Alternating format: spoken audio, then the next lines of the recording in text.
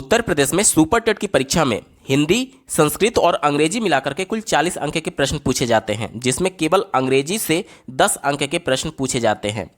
इस वीडियो में आप सुपर टेट 2019 जो कि उत्तर प्रदेश में 69,000 सहायक अध्यापकों की भर्ती के लिए पेपर का आयोजन किया गया था, उस पेपर के इंग्लिश पार्ट का कंप्लीट सोल्यूशन देखने जा रहे हैं। अगर आप अभी तक जितने भी सुपर टेट के पेपर हुए हैं सबका कंप्लीट पेपर सोल्यूशन डिटेल में देखना चाहते हैं तो इस वीडियो के बाद इस वीडियो का डिस्क्रिप्शन जरूर चेक करिएगा। और अगर आप चैनल पर पहली बार विजिट कर रहे हैं तो इसको सब्सक्राइब करते हुए बेल आइकन को जरूर प्रेस कर लीजिएगा। चलिए दोस्तों, आज के इस महत्वपूर्ण वीडियो को शुरू करते हैं।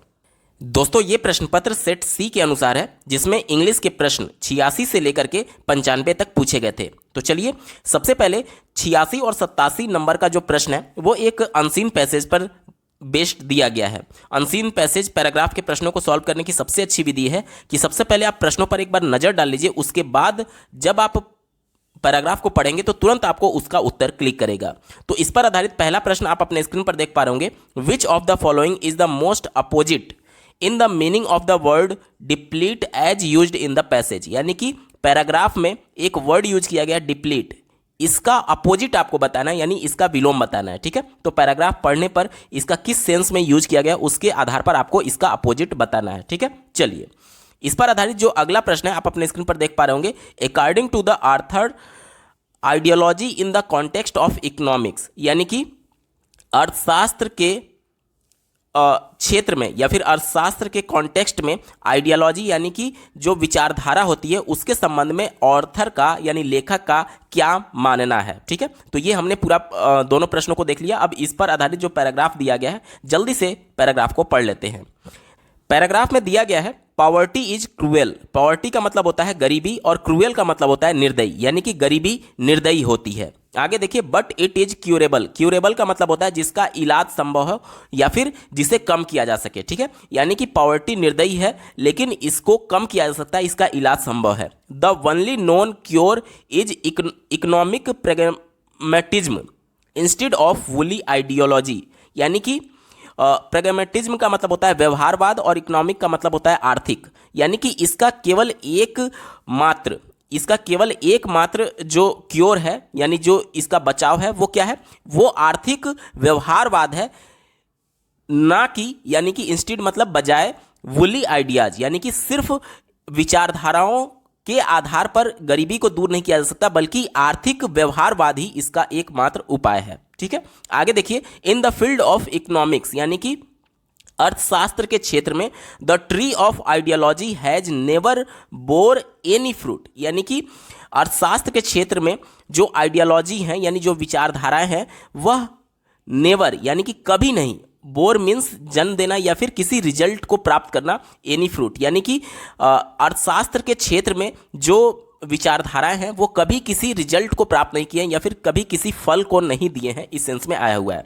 हमसे एक प्रश्न पूछा गया था, आपने देखा होगा, दूसरा प्रश्न इसी पर आधारित पूछा गया था। According to the author ideology in the context of economics, यानी कि ऑर्थर लेखक के अनुसार आइडियोलॉजी जो है, जो विचारधारा है, वो इकोनॉमिक्स के कॉन्टेक्स्ट में क्या है। तो अभी हमने देखा कि कोई भी आइडियोलॉजी जो है वो इकोनॉमिक्स के क्षेत्र में कोई रिजल्ट प्रदान नहीं किया या फिर कोई फ्रूट प्रदान नहीं किया, कोई फल उसका नहीं निकला है। ठीक है, तो देखिए पहले विकल्प से शुरुआत करते हैं, it is more important consideration. तो ये तो गलत है पैराग्राफ के अनुसार।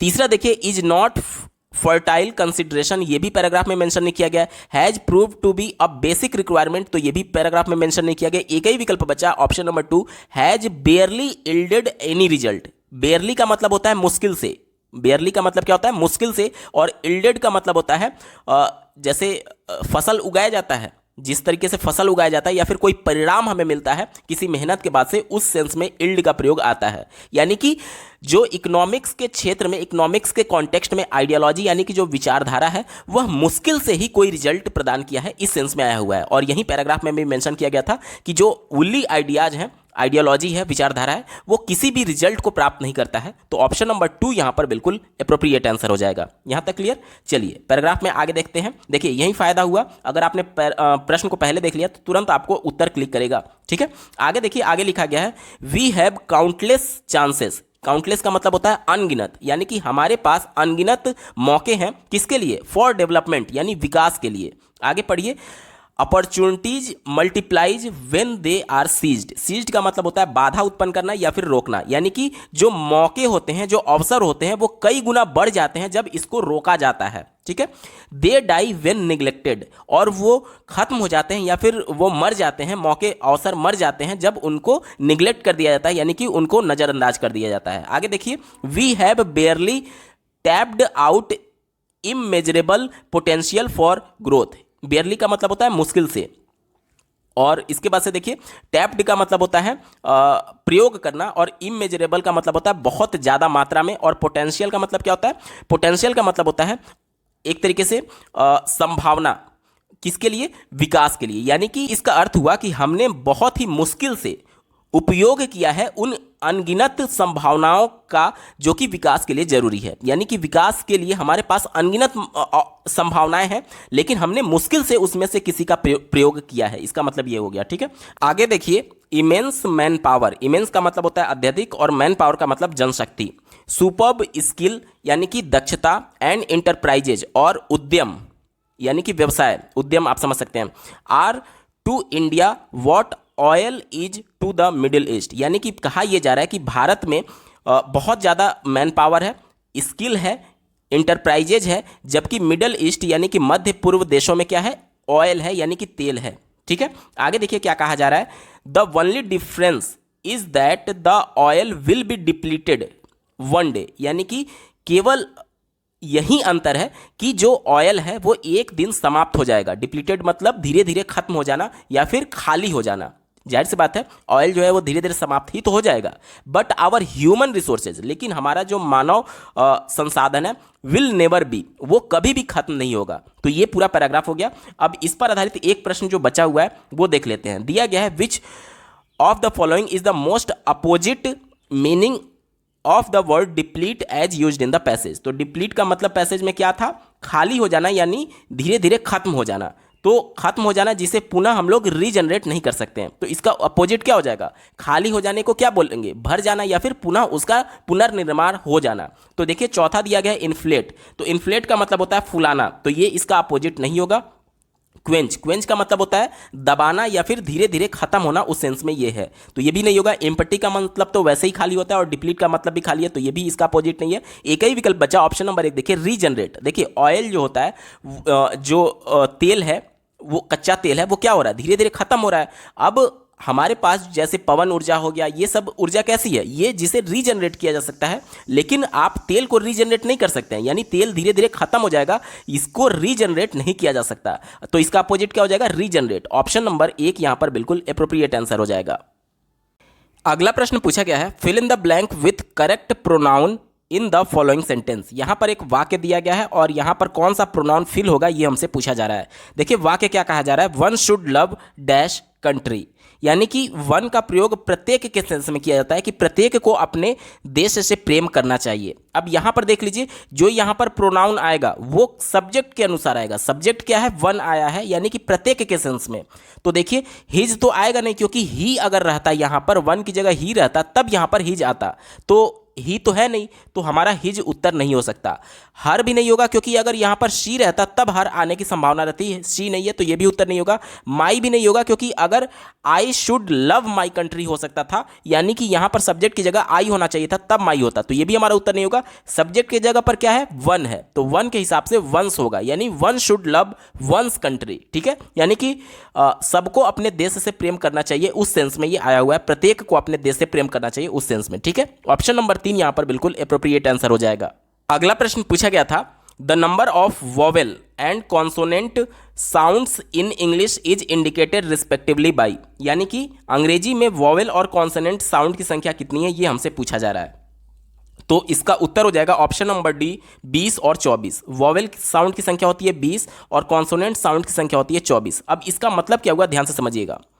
देखिए वोवेल किसे हम लोग बोलते हैं? जो बोलते समय मुख से वायु बिना अवरोध के अचानक से निकले उसे हम लोग वॉवेल बोलते हैं, यानी कि स्वर बोलते हैं। और कॉन्सोनेंट किसे कहते हैं? जो कि स्वर की मदद से बोले जाते हैं लेकिन बीच में वायु रुकावट होकर के मुख से बाहर निकलती है, उसे कॉन्सोनेंट बोलते हैं। और इन्हीं ध्वनियों को मिला करके हमें आंकड़े पूछे गए हैं।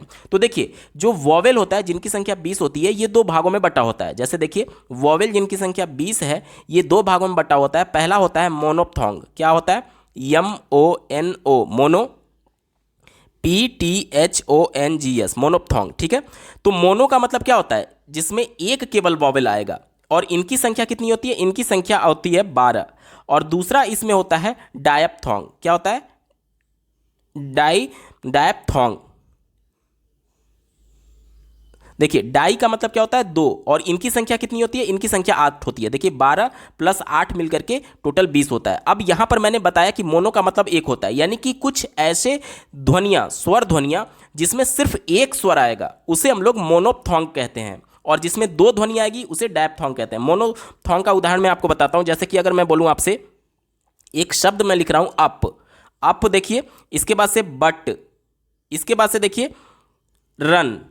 इन तीनों शब्दों में आप देखिए, अप कैसे आप लिखेंगे? अप ऐसे लिखेंगे, बट कैसे लिखेंगे? बट, और रन कैसे लिखेंगे? रन ऐसे लिखेंगे। तो ये कैसे आया हुआ है? देखिए, यहां पर तो डायरेक्टली आपका आ आया हुआ है। और बट कैसे लिखेंगे? ब के नीचे आधा हलंत प्लस अ और प्लस ट मिलकर के ये बना हुआ है। तो देखिए, यहां पर भी अ की मात्रा, यहां पर भी अ की मात्रा, और रन भी र प्लस अ मिलकर के पूरा र बना हुआ है। तो यहां भी अ की मात्रा। तो ये देखिए, ये स्वर को रिप्रेजेंट कर रहा है। ठीक है, लेकिन यहां पर एक ही स्वर आया हुआ है, तो इसे हम लोग क्या बोलेंगे? मोनोप्थोंग बोलेंगे। ठीक है, इसी प्रकार से आप देखिए, अगर मैं बोलूं और शब्द मैं लिखूं, जैसे कि मैं लिख रहा हूं पार्ट, मैंने क्या लिखा? पार्ट, और लिखा फार।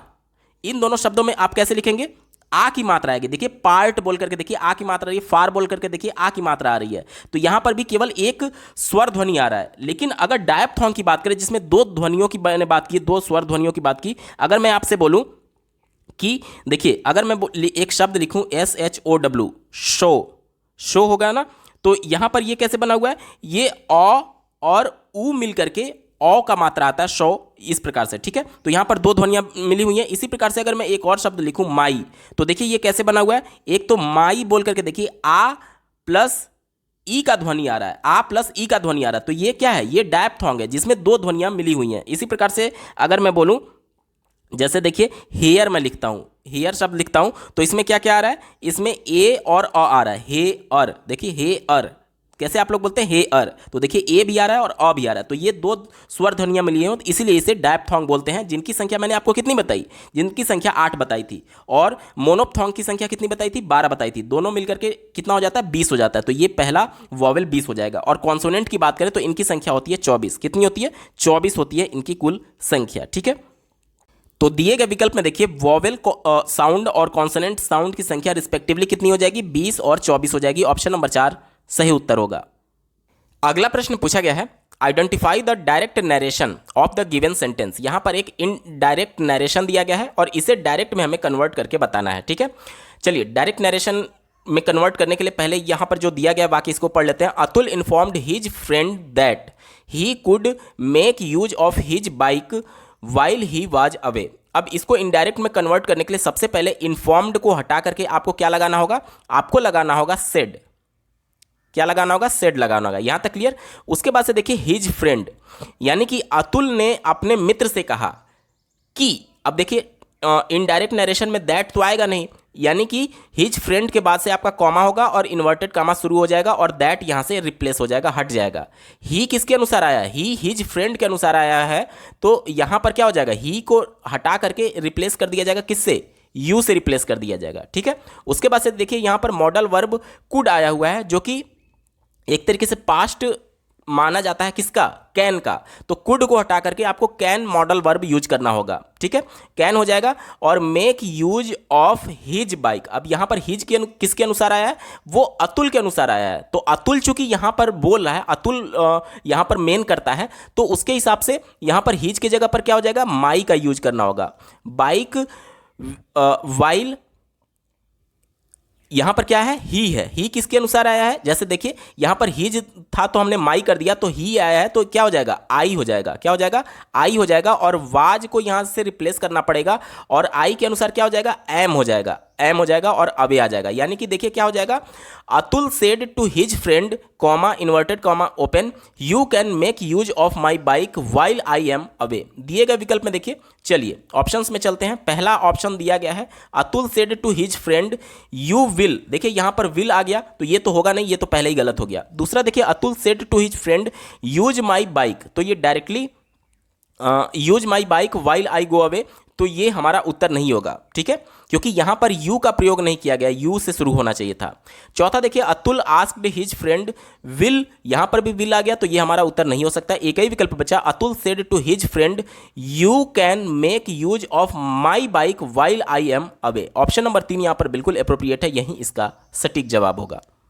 अगला प्रश्न पूछा गया था identify the parts of speech of the underline word in the following sentence. यहां पर एक वाक्य दिया गया है और इसमें एक शब्द को अंडरलाइन किया गया है, ये कौन सा पार्ट ऑफ स्पीच है ये हमसे पूछा जा रहा है। देखिए वाक्य क्या लिखा गया है, he is intelligent enough to solve this sum, यानी कि वह इस प्रश्न को सॉल्व करने के लिए पर्याप्त बुद्धिमान है, ठीक है। तो ये पर्याप्त एनफ मीन्स होता है पर्याप्त, ये किसकी विशेषता बता रहा है, बुद्धिमान की, उसकी बुद्धिमत्ता पर्याप्त है। और ये बुद्धिमान जो है वो किसकी विशेषता बता रहा है, वो ही की विशेषता बता रहा है कि वह बुद्धिमान है, यानी कि बुद्धिमान शब्द ही की विशेषता बता रहा है, वह की विशेषता बता रहा है, और पर्याप्त शब्द बुद्धिमान की विशेषता बता रहा है। ही यहां पर क्या है, प्रोनाउन है, तो जो शब्द नाउन या प्रोनाउन की विशेषता बताते हैं उसे क्या बोलते हैं, एडजेक्टिव, यानी कि इंटेलिजेंट यहां पर क्या हो जाएगा, एडजेक्टिव हो जाएगा। और जो शब्द एडजेक्टिव की विशेषता बताते हैं उसे क्या बोलते हैं, एडवर्ब बोलते हैं। तो चूंकि एनफ जो है वो एडजेक्टिव इंटेलिजेंट की विशेषता बता रहा है, इसलिए एनफ यहां पर क्या हो जाएगा, एडवर्ब हो जाएगा। दिए गए विकल्प में देखिए ऑप्शन नंबर 1 एडवर्ब इसका बिल्कुल एप्रोप्रिएट आंसर हो जाएगा। अगला प्रश्न पूछा गया है find out the subject in the following sentence. यहां पर एक वाक्य दिया गया है और इसमें कर्ता कौन सा है वो हमसे पूछा जा रहा है। देखिए वाक्य क्या है, on the top of hill lives a hermit, यानी कि इसका हिंदी में अनुवाद हो जाएगा पहाड़ी की चोटी पर एक सन्यासी रहता है, ठीक है। यहां पर हर्मिट का मतलब क्या होता है, हर्मिट का मतलब होता है सन्यासी। अब कर्ता हमसे पूछा गया है, यानी कि सब्जेक्ट पूछा गया है, तो सब्जेक्ट क्या होता है, जो किसी कार्य को करने वाला होता है उसे ही हम लोग सब्जेक्ट यानी कि कर्ता बोलते हैं। अब यहां पर देखिए पहाड़ी की चोटी पर कौन रह रहा है, हर्मिट रह रहा है, यानी रहने का काम, लिव यहां पर वर्ब है, और वर्ब यानी क्रिया कौन कर रहा है, रहने का काम कौन कर रहा है, हर्मिट कर रहा है, यानी कि ए हर्मिट। दिए गए विकल्प में देखिए ऑप्शन नंबर 2 में बात की गई है, ए हर्मिट यहां पर क्या हो जाएगा, सब्जेक्ट हो जाएगा, कर्ता हो जाएगा, यानी कि वाक्य में सब्जेक्ट जो है वो अ हर्मिट, ऑप्शन नंबर 2 सही जवाब होगा।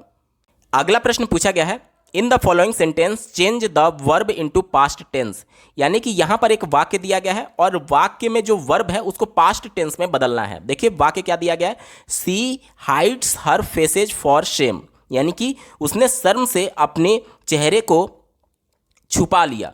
अब यहां पर देखिए वर्ब क्या है, हाइड्स, यहां पर वर्ब के फॉर्म में यस या फिर ईएस किस में आता है, प्रेजेंट इंडेफिनिट टेंस में आता है, यानी कि ये वाक्य किस में है, प्रेजेंट इंडेफिनिट टेंस में। प्रेजेंट इंडेफिनिट टेंस में वर्ब का फर्स्ट फॉर्म आता है और प्लस उसके साथ यस या फिर ईएस जोड़ा जाता है। अब हमसे कहा गया कि इसके पास्ट टेंस में कन्वर्ट करने के लिए, तो प्रेजेंट इंडेफिनिट का पास्ट इंडेफिनिट में जब कन्वर्ट करेंगे तो यहां पर जो वर्ब का फर्स्ट फॉर्म प्लस एस या ईएस लगता है, इसको हम लोग किस में कन्वर्ट करना होगा, इसमें हम लोग को कन्वर्ट करना होगा वर्ब के सेकेंड फॉर्म में, यानी कि यहां पर वर्ब का फर्स्ट फॉर्म क्या था, हाइड था, तो हाइड का सेकंड फॉर्म क्या हो जाता है, हाइड का सेकंड फॉर्म होता है हिड, ठीक है। ऑप्शन नंबर 3 यहां पर बिल्कुल एप्रोप्रिएट आंसर हो जाएगा। अगला प्रश्न पूछा गया था identify the type of sentence given below. यहां पर एक वाक्य दिया गया है और यह वाक्य किस प्रकार का है ये हमसे पूछा जा रहा है। देखिए वाक्य दिया गया है हाउ वेल सी सिंग्स, यानी कि वह कितना सुंदर कितना अच्छा गाती है। अब यहां पर देखिए लास्ट में एक्सक्लेमेटरी साइन लगा हुआ है, यानी विस्मयादि बोधक चिन्ह लगा हुआ है। तो जिस भी वाक्य में ये चिन्ह लगा रहता है उसे हम लोग क्या बोलते हैं, एक्सक्लेमेटरी सेंटेंस बोलते हैं या फिर विस्मयादि बोधक वाक्य बोलते हैं। या फिर आप ऐसे भी समझ सकते हैं कि जिस वाक्य से आश्चर्य क्या या फिर खुशी का बोध होता है वहां पर क्या होता है, एक्सक्लेमेटरी सेंटेंस होता है। तो दिए गए विकल्प में देखिए ऑप्शन नंबर 4 एक्सक्लेमेटरी यहां पर बिल्कुल एप्रोप्रिएट आंसर हो जाएगा। अगला प्रश्न पूछा गया है which of the following sentence is correct, यानी कि निम्न वाक्यों में से कौन सा वाक्य शुद्ध है। देखिए यहां पर चारों वाक्यों में आपको यहां पर आर्टिकल का प्रयोग किया गया है और इसमें कौन सा आर्टिकल सही तरीके से प्रयोग किया गया है ये हमें बताना है, ठीक है। देखिए जैसा कि आपको ज्ञात होगा कि एन का जो प्रयोग होता है वो वोवेल साउंड से पहले किया जाता है और कॉन्सोनेंट साउंड से पहले ए का प्रयोग किया जाता है। तो यहां पर देखिए क्या पहले वाले वाक्य में he is an European citizen, तो यूरोपियन कैसे लिखेंगे आप? यूरोपियन, तो ये वाई से शुरू हो रहा है, तो वाई तो अपने आप में कॉन्सोनेंट है, तो कॉन्सोनेंट से पहले ए आना चाहिए, यानी कि एन यहां पर नहीं आ सकता, ये वाक्य शुद्ध नहीं है, तो ये गलत हो गया। इसके बाद से देखिए दूसरे वाक्य में an 1 rupee note is rare to find, देखिए वन आप कैसे लिखेंगे? वन आप ऐसे लिखेंगे, तो ये कैसे शुरू होगा? वी से शुरू होगा, जो कि एक कॉन्सोनेंट को रिप्रेजेंट करता है, इसलिए इसके पहले भी आपको एन नहीं बल्कि ए लगाना होगा, तो ये भी हमारा उत्तर नहीं होगा। तीसरा देखिए I donated an unit of blood, तो देखिए यूनिट यहां पर आया, तो यूनिट आप कैसे लिखेंगे? ऐसे लिखेंगे, तो ये भी वाई से शुरू होगा, जो कि एक कॉन्सोनेंट को रिप्रेजेंट करता है, इसलिए यहां पर भी एन सही नहीं है, ये भी हमारा उत्तर नहीं होगा। एक ही विकल्प बचा, an F I R was lodged against him, F I R आप कैसे लिखेंगे? एफ, देखिए ये जो है ये वॉवेल को रिप्रेजेंट कर रहा है, ठीक है, वॉवेल को रिप्रेजेंट कर रहा है, इसलिए यहां पर एन का प्रयोग बिल्कुल सही है। Option number 4 an F I R was lodged against him, option number 4 यहां पर बिल्कुल एप्रोप्रिएट आंसर हो जाएगा। दोस्तों, सुपर टेट 2019 के इंग्लिश पार्ट के कंप्लीट पेपर सॉल्यूशन को आपने देखा। आपको ये वीडियो कैसा लगा कमेंट के माध्यम से जरूर बताइएगा, क्योंकि आपका एक कमेंट मुझे मोटिवेट करेगा ऐसे ही महत्वपूर्ण वीडियो लाने के संदर्भ में।